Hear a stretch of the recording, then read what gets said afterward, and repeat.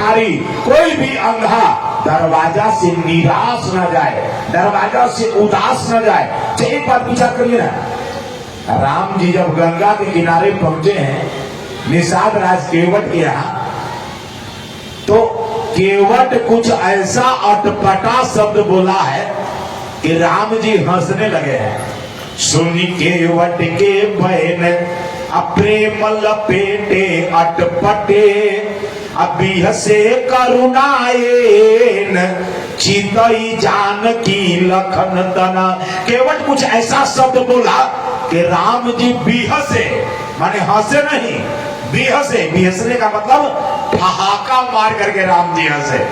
अच्छा, केवट अटपटा शब्द क्यों बोला? केवट को बोलने नहीं आता था क्या? है? केवट को बोलने आता था, लेकिन केवट जानबूझ करके कुछ अटपटा शब्द बोला है। क्यों बोला है?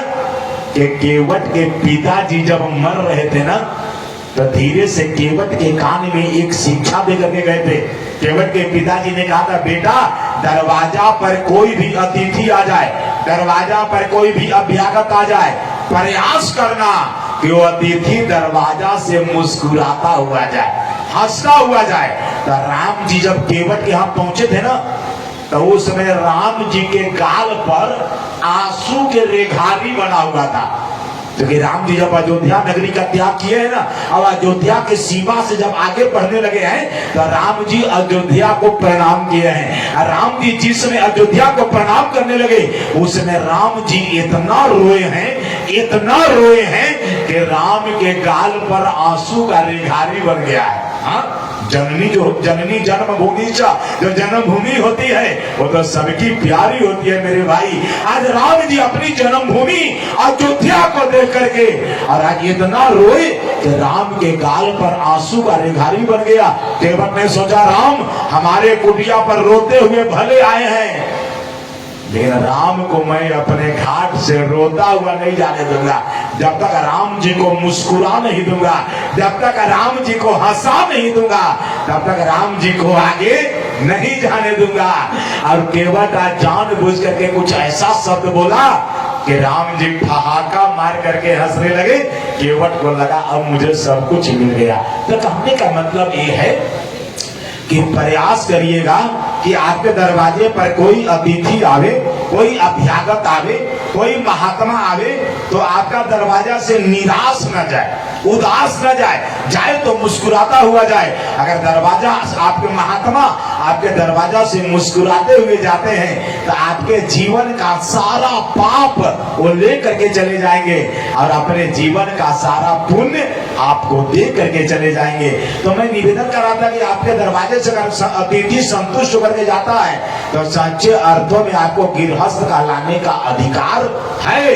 उतरे खुचरे जिकरे दुअरा अनरान अतिथि अघाइल नाही, घर के अंगने बहरे भीतरे मथनी के धुनी जे सुनाई नाही।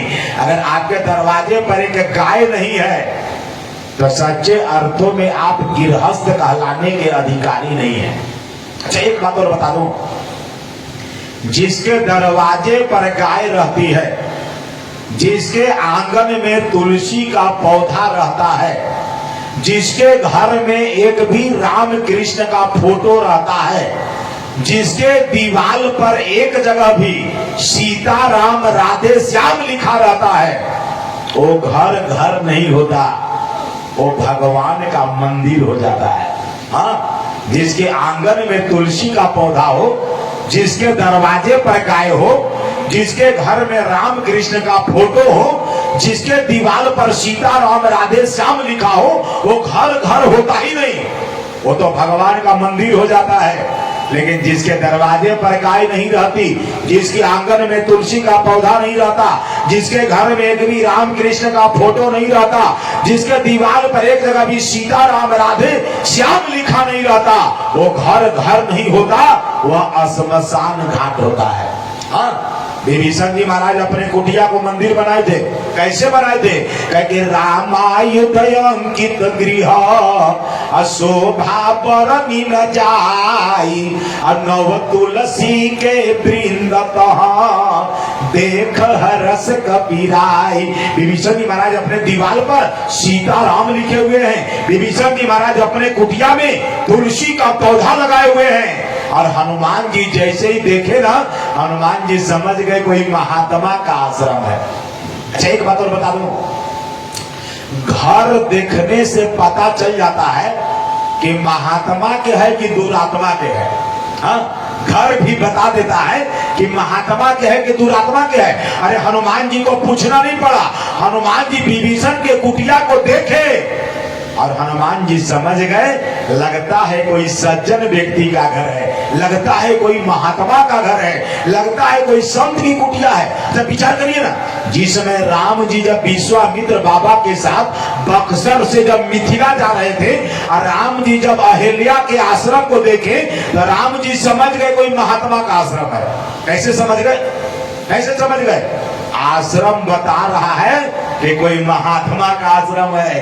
महात्मा का आश्रम बता देता है कि महात्मा का आश्रम है, और दुरात्मा का आश्रम बता देता है कि दुरात्मा का आश्रम है। तो घर भी बताता है हमारा, घर देखने से पता चल जाता है कैसा आदमी का घर है। तो मैं निवेदन कर रहा था कि अगर आप हिंदू हैं तो आपके दरवाजे पर गाय होनी चाहिए। आप अगर हिंदू हैं तो आपके घर में तुलसी का पौधा होना चाहिए। आप अगर हिंदू हैं तो आपके घर में राम कृष्ण का एक फोटो होना चाहिए। आप अगर हिंदू हैं तो आपके दीवार पर कहीं ना कहीं स्वस्ति का चिन्ह होना चाहिए, कहीं ना कहीं ओम लिखा हुआ होना चाहिए, कहीं ना कहीं शुभ लाभ लिखा हुआ होना चाहिए, कहीं ना कहीं सीताराम राधे श्याम लिखा होना चाहिए। आप अगर हिंदू हैं तो जब विचार करिए, मैं तो संतों के मुख से सुना हूं कि जो लोग सुबह सुबह जगने के बाद गाय का दर्शन करते हैं ना, और जो लोग सुबह सुबह जगने के बाद तुलसी के पौधा का दर्शन करते हैं ना, उनको सोना दान करने का फल मिलता है। हाँ, जो लोग सुबह सुबह जग करके अगर गौ माता का दर्शन करते हैं और तुलसी के पौधा का दर्शन करते हैं, उनको सोना दान का फल मिलता है। हमने एक संत के मुख से सुना था कि जो माताएं प्रतिदिन अगर तुलसी में जल देती होगी, जो माताएं प्रतिदिन अगर तुलसी में दीपक जलाती होगी, वो माताएं जीवन में कभी बांझ नहीं हो सकती, और वो माताएं जीवन में कभी विधवा नहीं हो सकती। हाँ, तुलसी के पौधा का बड़ा महत्व है। जो माताएं प्रतिदिन अगर नियम से अगर तुलसी में जल देती होगी और शाम को दीपक जलाती होगी, वो माताएं जीवन में कभी बांझ नहीं हो सकती, और वो माताएं जीवन में कभी विधवा नहीं हो सकती।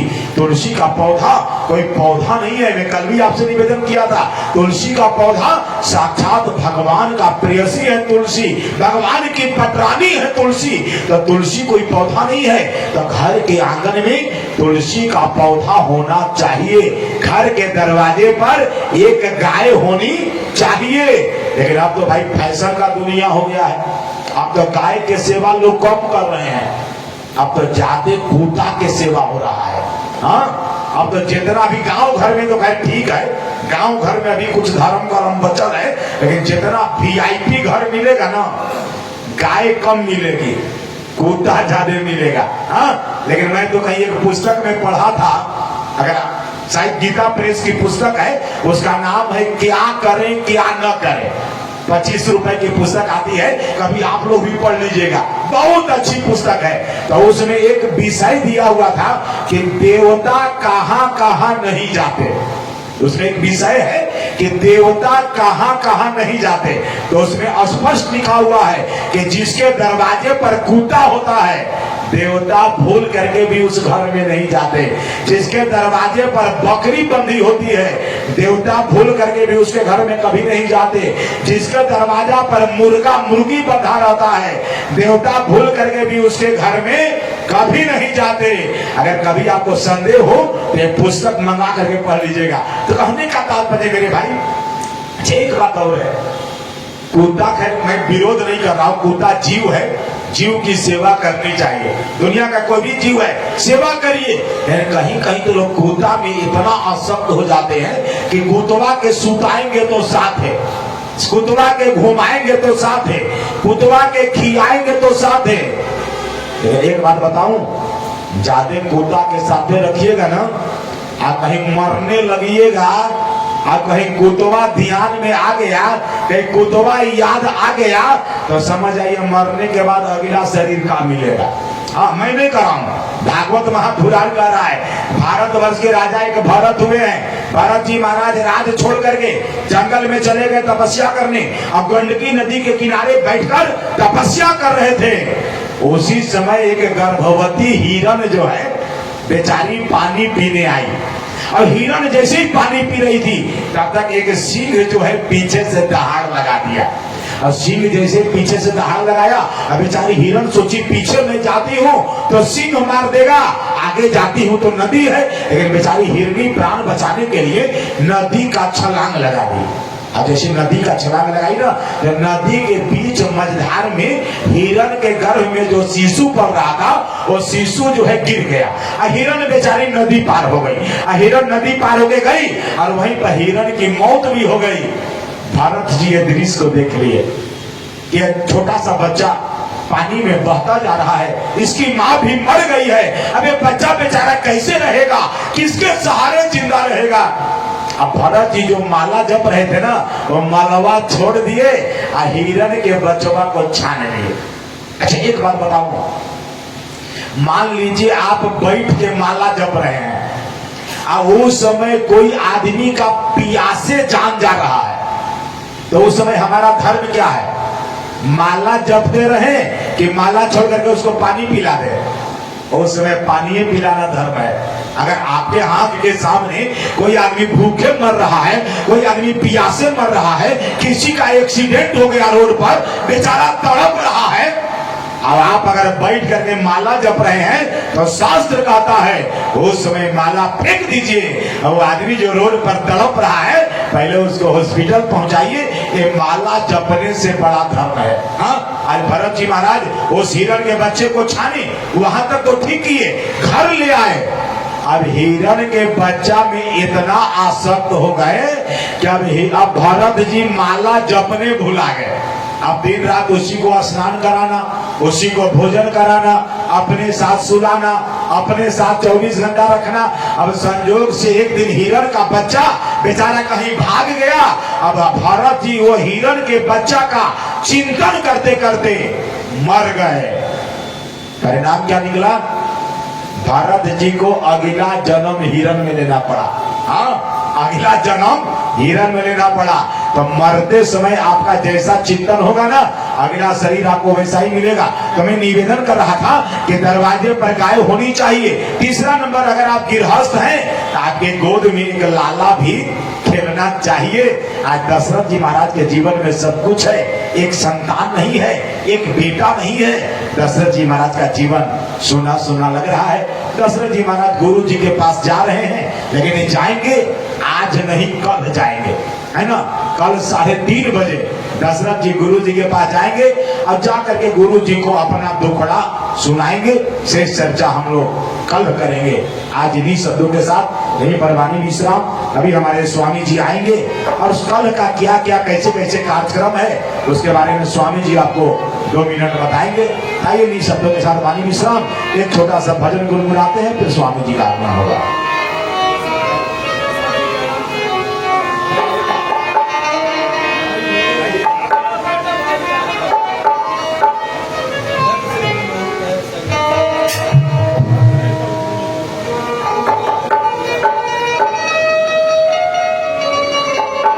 जय श्री नारायण, श्री नारायण, नारायण नारायण। हरि ओम शांति। जीवन बना दे रे पगला, क्या करके भैया? निंदा शिकायत करके ना, जीवन बना ले रे पगला, हरि गुण गाए। जीवन बना ले रे पगला, राम गुण गाए। राम गुण गाके रे पगला, श्याम गुण गाके। राम गुण गाके रे पगला, श्याम गुण गाके।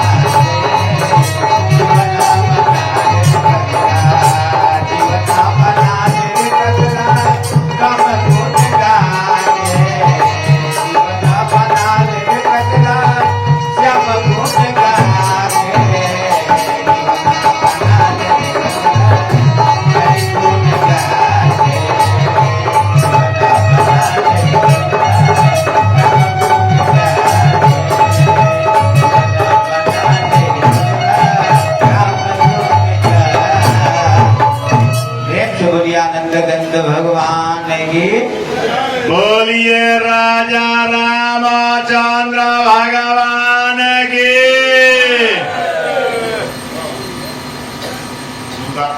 भगवान के नाम बोल ली सके। श्रीमान नारायण लक्ष्मी नारायण श्रीमान नारायण श्रीमान नारायण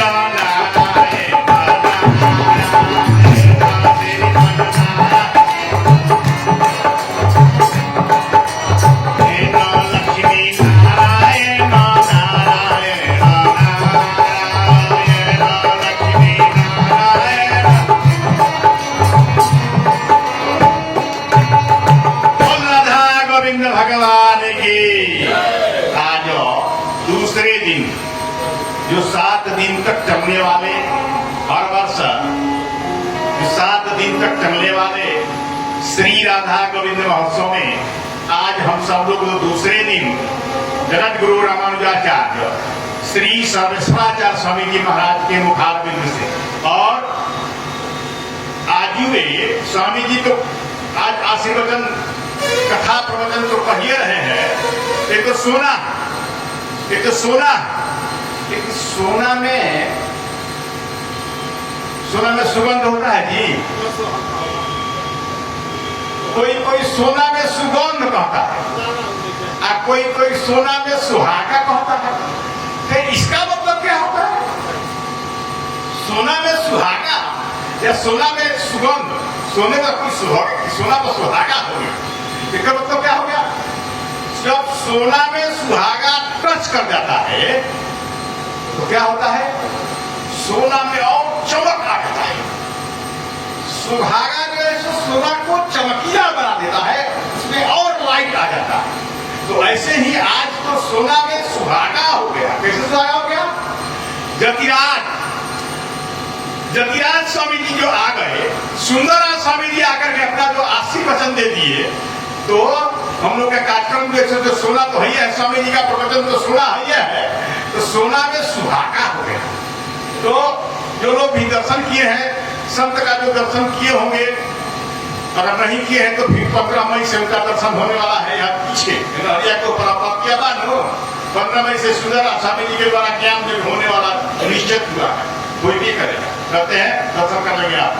कहते हैं स्वामी जी आकर के हम लोग के कार्यक्रम में जो है सोना में सुहागा जो है होकर के चले गए। हम सब लोग बड़भागी हैं। ये जो ऐसा स्मरण कर रहे हैं भगवत कथा आपके मुखारबिंद से। 9 तारीख को आज जो है सो 7 है, कल नहीं परसों भगवान का सहस्त्राभिषेक स्नान होगा दोपहर में। सब कुछ आना चाहिए दर्शन करने के लिए और सहस्त्राभिषेक के दिन में प्रसाद ग्रहण करने के लिए। दिन में जो सहस्त्राभिषेक स्नान होगा भगवान का, जो मंदिर के ठाकुर जी की जो पूजा जो है उत्सव है, उस पूजा में जो है सो हर वक्त जैसा होता है भगवान के सहस्त्राभिषेक स्नान, तो दिन में जो है सो होगा वो 11 बजे से सहस्त्राभिषेक स्नान का संपन्न होगा। उस समय सब लोग हम पधारेंगे। सब बात बहुत है, रोज बताएंगे कुछ कुछ नई नई बातें। और जैसो आप लोग जानते हैं रथ यात्रा निकलेगा, ये 11 तारीख को रथ यात्रा निकलेगा, रुक्मिणी जी का विवाह होगा, रुक्मिणी विवाह महोत्सव होगा। सबको तैयारी पहले से करनी है।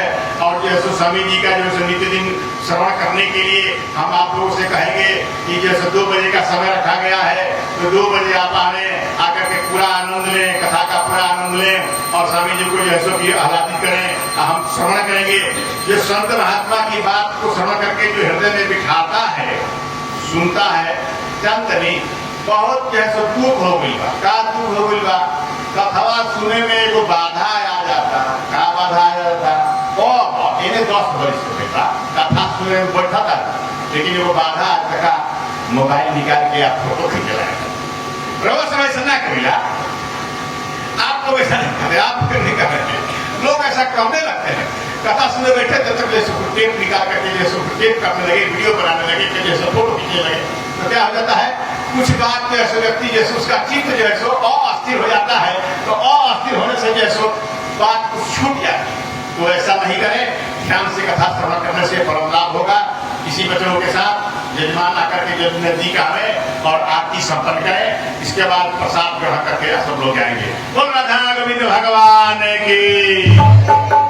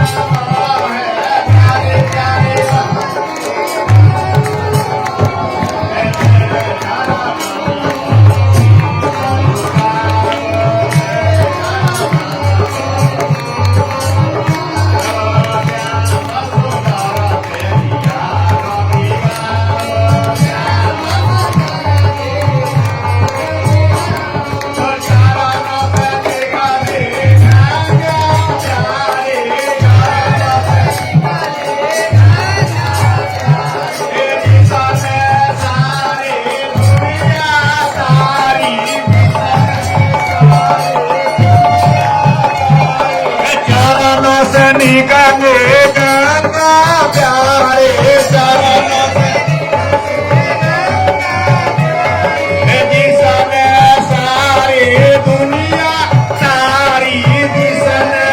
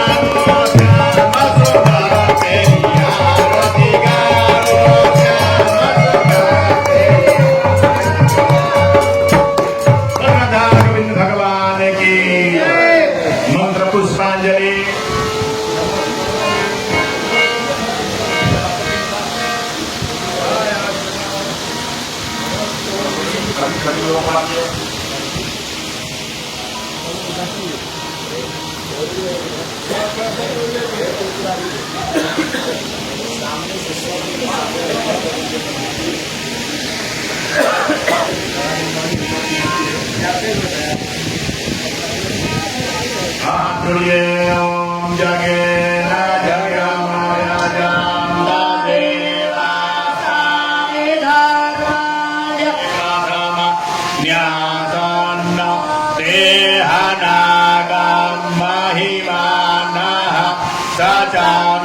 यतरा पूर्वे साध्या शांति देवा नाना सुगंध पुष्पाणि यथा कालोद्भवानि च पुष्पाञ्जलि मया दत्त विहार परमेश्वर मंत्र पुष्पांजलि समर्पयामि।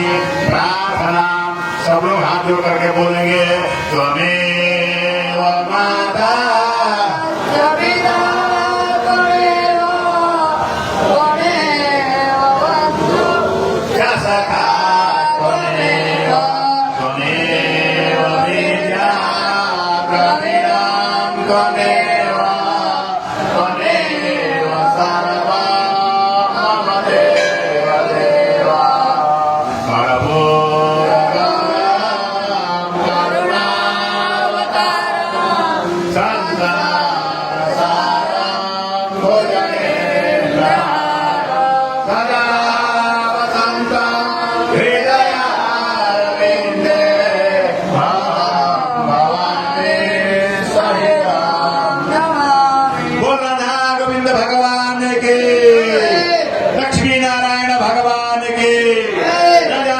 भगवान के वैष्णवाधिराज शंकर जी महाराज के वीर बजरंग बली के दुर्गा महारानी के भाष्यकार रामानुज स्वामी जी महाराज के यज्ञावतार त्रिंडी स्वामी जी महाराज के संत समाज के सर्वेश्वराचार्य स्वामी जी महाराज के जय जय श्री राम।